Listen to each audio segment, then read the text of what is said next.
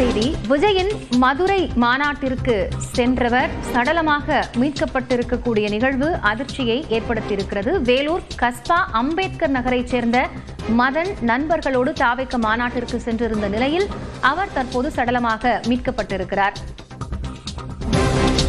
கூடுதல் தகவல்களை செய்தியாளர் செல்வமிடம் கேட்கலாம். செல்வம், என்ன நடந்தது? மாநாட்டிற்கு சென்ற நபருக்கு விவரங்கள் என்ன? கண்டிப்பாக. அதாவது வேலூர் மாவட்டம் கஸ்பா அம்பேத்கர் நகர் பகுதியை சேர்ந்தவர் மதன். இவர் கடந்த 21ஆம் தேதி மதுரையில் நடைபெற்ற டிவிகே மாநாட்டிற்காக நண்பர்களுடன் காரில் சென்றுள்ளார். அங்கு மாநாடு முடிந்தவுடன் அங்கிருந்து காரில் வந்தவர்கள் திருச்சி அருகே வரும்போது ஒரு ஹோட்டலில் உணவு அருந்துவதற்காக அனைவரும் கீழே இறங்கியுள்ளனர். உணவருந்து விட்டு திரும்பி மீண்டும் காரில் ஏறும்போது மதன் மட்டும் அங்கே காணாமல் போயிருந்தார். இதனால் அவர்கள் தேடியும் அங்கு கிடைக்காததனால் நள்ளிரவாகிவிட்டதாலும் உடனடியாக அங்கிருந்து கிளம்பிடலாம் என்று அவருக்கு கிளம்பி நேராக வேலூருக்கு வந்துள்ளனர்.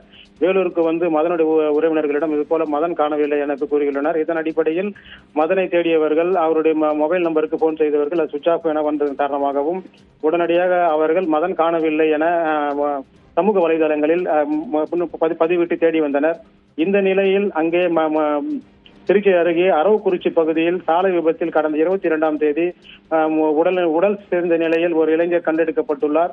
ஒருவேளை அவருடைய உடல் மதனுடையதாக இருக்கலாம் என அடையாளம் காணும்படி அங்கிருந்து அரவக்குறிச்சி காவல் நிலையத்திலிருந்து தகவல் தெரிவிக்கப்பட்டது. அதன் அடிப்படையில் அங்கு சென்ற மதன் உறவினர்கள் அவருடைய உடலை அடையாளம் கண்டனர்.